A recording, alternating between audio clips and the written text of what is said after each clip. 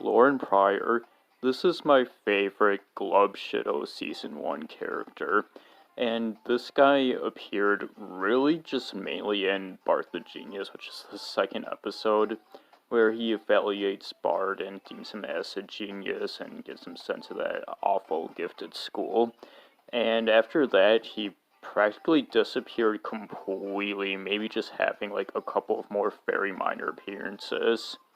Of course, they brought him back briefly in a recent episode, because of course they do that with everyone now.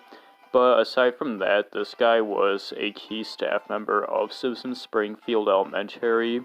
At least he was established as one before getting totally cut, and I don't know why I like this guy so much. I guess it's just his personality and enthusiasm, on top of the fact that he was kind of the first character who I noticed like have this obscurity, like, by myself, and nobody really talking about him.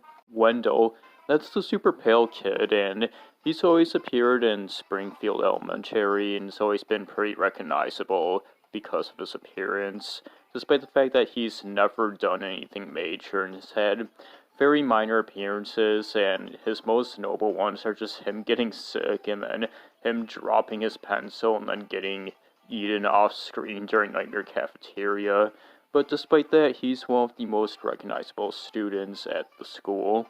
Capital City Goofball. This is kind of one of the first characters where the writers became like aware of just how much of like a one-off, dumb, funny, useless character this was, and this guy was just around for Homer to dance during that one episode, and I don't even know if he was really a part of Springfield. He's kind of out of town, but well, of course, yeah, he's called Capital City Goofball, so duh. But despite that, he had that one role, and I guess just his appearance was so funny and recognizable that they just brought this guy back, like, as a joke, whenever group shots would happen with a bunch of random characters. Like, he was there to sing about little Timmy chopped down the well, and he very briefly appeared again during 22 short films of Springfield, and everybody's telling Lisa how to get the gum off her hair, and yeah, he's important for that reason. Gertie.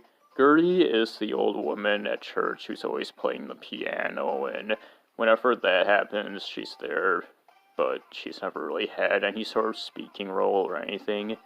Yeah, not really much to say about Gertie, just that she's recognizable for the amount of appearances that she's had, like, quietly. Ian. Ian is the super tall guy from 22 short films of Springfield, and despite having just that one moment, he is one of the most memorable and iconic Glup Shittos in the show, just because of what a moment that was, with him slowly getting off the tiny cart and rising up, and Nelson realizing that he's finally bit off more he can chew, and then after all this time of Nelson going after people, we have this dude with this funny voice grabbing Nelson easily just by walking up to him and being like, "Hey everybody, it's that boy who laughs at everybody in town," and then Nelson being humiliated after. Despite all of that, I don't think this guy has ever appeared afterwards. At the very least, he's never speak afterwards or anything. Just stamp the ticket, man.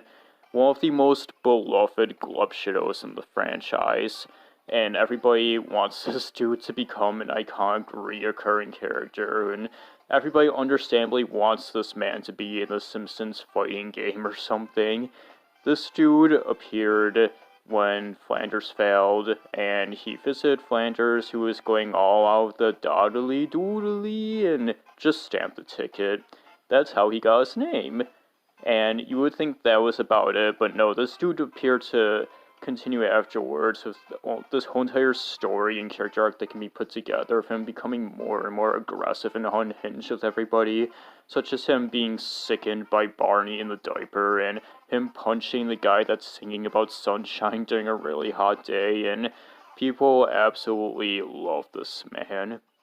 Clancy, Marge's father, so this is a notorious character because you would think somebody like that would have like a more notable or regular role in the series, but we barely know anything about this guy, and we've seen him only a handful of times, having passed away before the series began, and he's had an inconsistent appearance in terms of looks and personality, like when we first see him during the flashback where Marge and Homer met and got together, he's a lot more gruff and aggressive, and he has like the brownish reddish hair. And before that, though, he was a lot nicer and worked as a flight attendant with blue hair, as we see in a later episode with Marge's phobia flying. And I love that appearance of Clancy. It's one of my favorite moments, and I love his design and the way he reacts and how he's just so nice. And, hi, drugs, they're good. And then Marge seeing him, don't look at me! I guess you can fear that he used to be a more jolly guy, but then, like, getting sent to the Navy and other stuff kind of ruined him a bit. I don't know, it's kind of sad, but shoutouts to Clancy in the Apron. Handsome Pete. This is a character like the Capital City goofball who appeared once, but then afterwards was like completely obsolete, only to be used as like a joke again in the same fashion, where they would just appear in group shots and kind of like highlight their like uniqueness and uselessness and stupidity. Unlike Capital City Goofball, though, Handsome Pete is not as, like, recognizable, of course, because he just looks like Krusty, or, no, he don't. He looks totally unique and beautiful. But he appeared way later than Capital City Goofball. He had one scene, which is less than the Capital City Goofball, just very one minor joke appearance. And then he appeared very soon afterwards in the same season, in the same scene as Capital City Goofball in 22 short films. So, yeah, that was a mouthful. Anyway, next up we're getting